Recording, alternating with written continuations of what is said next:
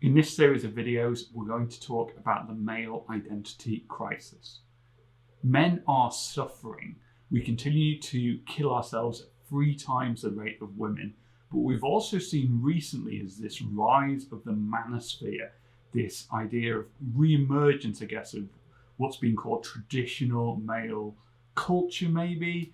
We've seen the kind of incel movement, we've seen where that can lead in really kind of terrorism level activities in some cases.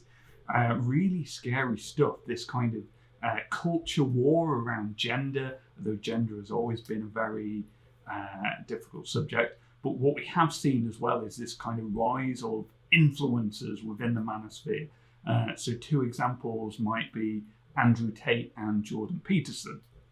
Now, these are different individuals in terms of Andrew Tate's very kind of confrontational, Jordan Peterson more academic type, but what they have in common is they've built these huge followings of young men in kind of claiming to teach them kind of how to be a man again, and that will solve all of their problems. Because as men, we've lost our sense of identity. We've often lost the meaning in our life.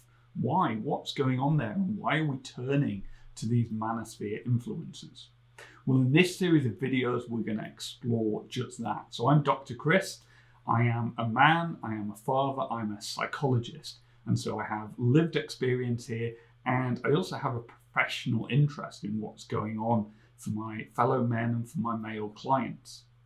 So we're going to look at some of the causes of the male identity crisis. We're going to explore changing gender roles. What impact does Uber capitalism or late stage capitalism have it? And how is social media fed into this as well? I recently watched Louis Theroux's documentary on the manosphere, and to me it felt, I love Louis Theroux, but that documentary felt like very surface level, didn't really provide any narrative about what is going on, why this is happening, or what we might want to do about it. And so that's what we're going to do in this series of videos, is we're going to really dive into some of those causes. We're also going to look at potential solutions. So what do we need to change as a society, and also partly as an individual as well, so that we can make these changes. Now, critically, we're going to examine how gender equality can be looked at holistically. So sometimes these debates are framed as a kind of man versus woman thing, or that somehow women or feminism are to blame for what's going on for men right now. And that's absolutely not true.